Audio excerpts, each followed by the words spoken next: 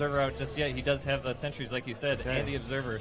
But KiFiRE, it seems like this pylon is a little bit late and could be a little bit stronger. Blink is done. He has to keep the Mothership Core alive. He needs a Photon Overcharge on this Nexus. Got a Force Field at the top of that ramp. Observer is great placement.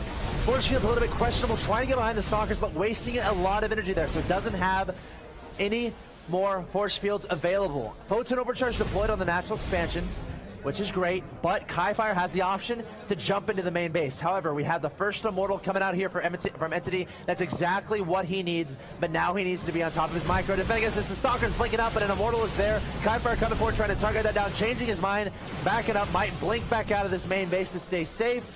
And he's gonna get out of there, but the more time that passes, the better it is for eNtitY, because he can get more Immortals out, get more probes out, and get that natural expansion more saturated. This looks like the exact opposite of Game 2 of the previous series, where eNtitY was in exactly the same situation. He was trying to put on that blink pressure in KiFiRE's base, and he got that Immortal out and it really pushed him away, but now KiFiRE is going to come on in with the blink Stalkers again. The pylon is going to finish. eNtitY moving down the ramp with the Immortal, and the Stalkers is going to blink out to safety, but that pylon there is going to come down. Looks like eNtitY is going to kind of stabilize here if he can get this down. Yeah, eNtitY doing a great job shoving this off, and we're seeing a completely different kind of chain of events than we saw in that first best of 3 between these two players. eNtitY playing a lot better.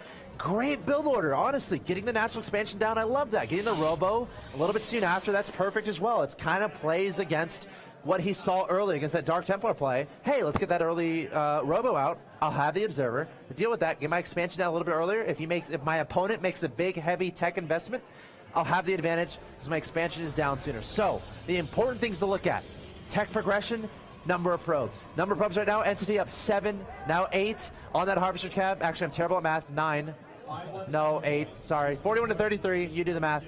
That's great. That's great for him. Got that expansion down sooner. And now he's going to do a bit of aggression. So we'll have to see what kind of damage he can do here. But eNtitY up 78 to 58, that supply count. And also that Robotics Bay is about to finish, so he's going to get a head up on the Colossus here as he does have more Immortals out, and he's going to be moving down now as he feels like he's in a pretty safe position. He is not able to reinforce quite as well as he doesn't have a pylon as well, but these Immortals are going to be super strong against these Blink Stalkers of KiFiRE. Yep.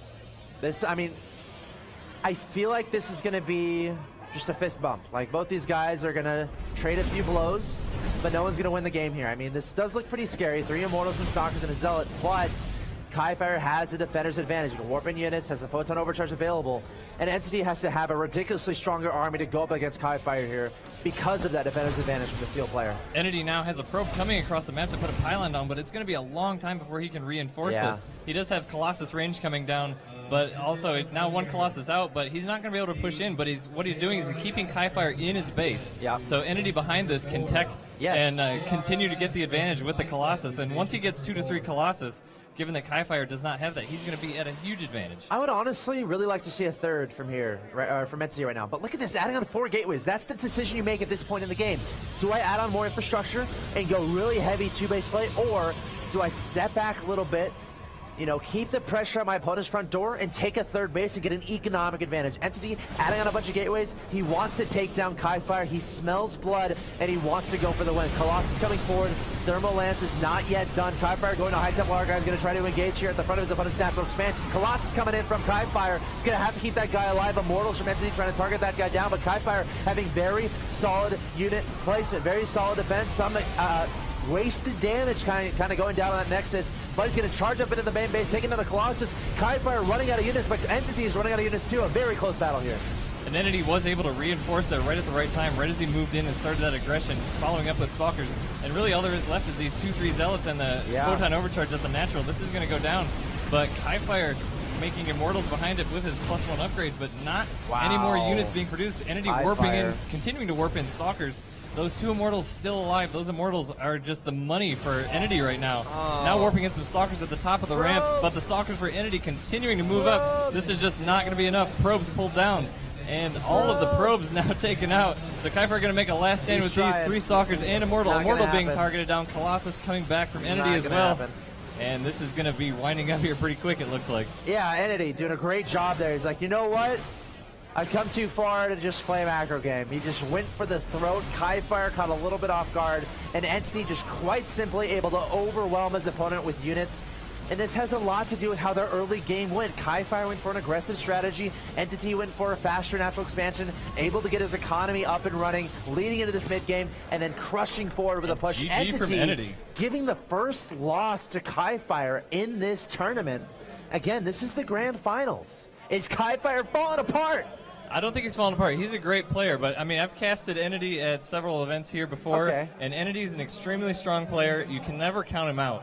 I almost feel like he was feigning a little bit in the earlier games because I know he can play better than that, and I'm really interested to see what we can come out here. But I mean, you saw him come out just very aggressive, very strong. His build was really just really countered what KiFireE was throwing at him, and it's perfect. You could see that he did not want to lose the same way he did before because that was not ideal for sure. Yeah, I mean, the difference there between that first best of 3 and that game we just saw, in that first best of 3, eNtitY wasn't as safe. I mean, he lost that Dark Templar play. I feel like in the second best of 3, he's like, all right, I know my opponent loves those Dark Templars.